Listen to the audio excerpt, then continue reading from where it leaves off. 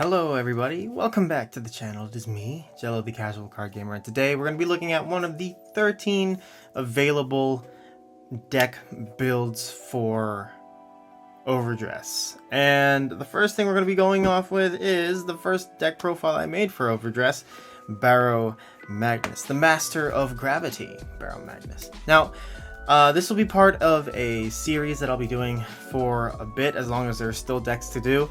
Where I upload a deck profile on a Wednesday morning and then do a live stream of me using the deck with in some remote fights on Wednesday evening. So this will be a morning and evening thing for the next couple of, well, the next pretty long while. It'll be a while until we get any new overdress stuff. So yeah, I hope that you guys are excited for that, because I am super excited. But anyway, before we begin, make sure to like and subscribe, leave your comments and suggestions down in the description below, and that's it. Let's get into the deck profiles. So, first things first, we have our ride line. Nothing new has changed here, but we do have. But for anybody who doesn't know already, Uncanny Burning is a starter, doesn't do anything but draw if you go second. Deep Sonicer's ability is Soul Charge 1 when you ride him, and if he's your rear guard, you have 10 or more soul, he gets plus 10 on your turn. Next, we have Electro Spartan, whose ability is when ridden upon by Baromagnes, you choose a card from your hand, put it into your soul, draw a card, then Soul Charge 1. Then his ability as a rear guard is Counterblast 1, Soul Charge 2.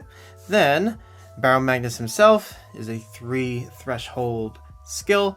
Counterblast 1 when he attacks, and activate all these skills depending on how many souls you have. So the first one is at 5 or more, you get to draw a card. At 10 or more, you get to give him a crit and plus 10. Then at 15 or more, you put all of your rear guards into soul when he attacks, and all of your opponent's rear guards into their soul when he attacks, and you call 2 units out from your soul, and both of those units get plus 10. Now that's really fun. Really fun to do. So that is it for the ride line. Let's get into the actual main deck now. So of course we have the other 3 copies of Baromagnes. Can't go wrong with another 3 copies of your Persona Ride. Then 4 copies of Curtis. Curtis has stayed at 4 copies. I really do like him at 4 because his ability to just Soul Charge 2 automatically on place is really good for getting to 15 soul, and his Counterblast 2 to give 3 units in your front row plus 5 if you have 10 or more soul is okay as well. But because there's so much more counterblasting in the deck now, it's not as used anymore.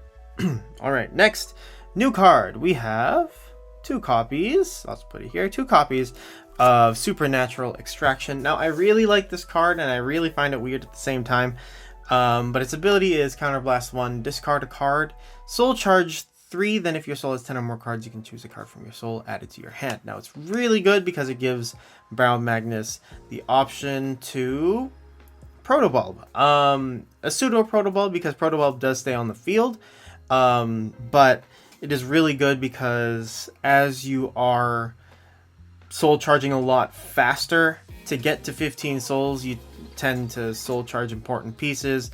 In my play testing, just shadow playing this, I did soul charge all 3 of my Persona rides, which really sucked, but this did manage to at least get me 1 back.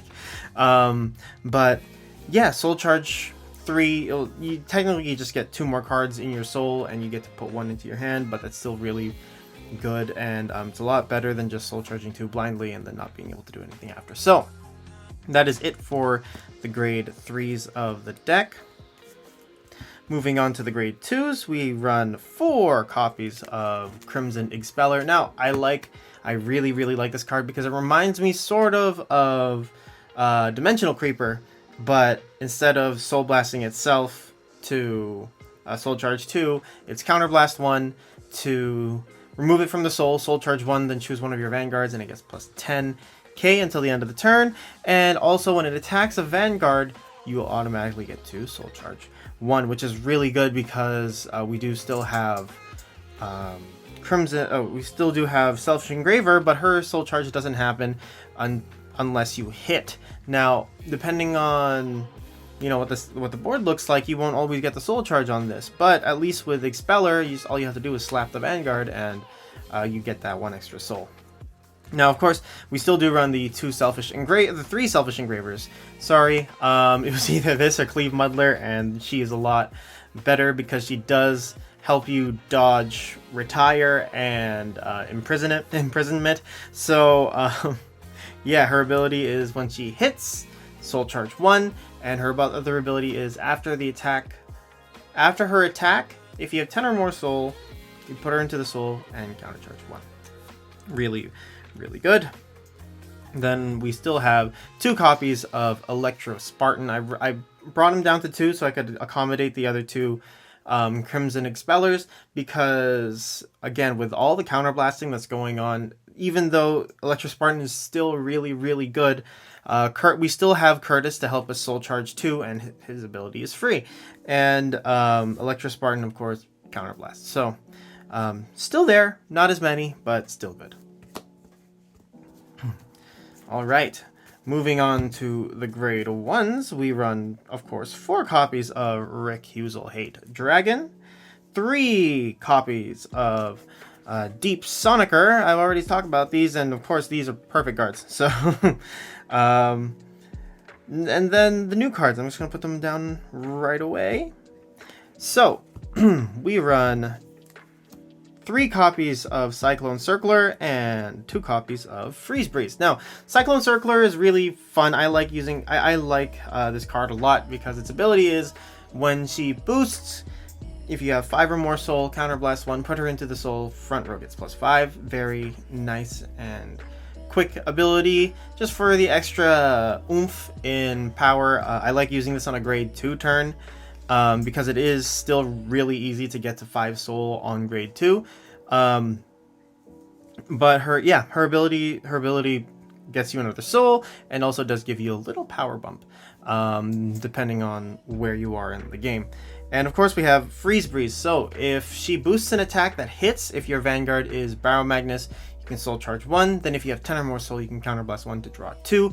It is pretty good because if your opponent doesn't want you getting more cards, then they have to guard. And if they don't guard it, then you draw 2 and they take damage. So that's really good. And they are also relatively safe cards to put onto the field, especially right now, because, you know, things like Imprison and retiring, even though they aren't super meta prevalent right now or meta relevant right now, or still exists. So it's good to have extra bodies on the field to hit for higher numbers, but at least you won't feel bad about putting them down on the field and then losing them to a retire or a Seraph Snow kind of thing. So those cards are there. And of course, what is a deck without its triggers?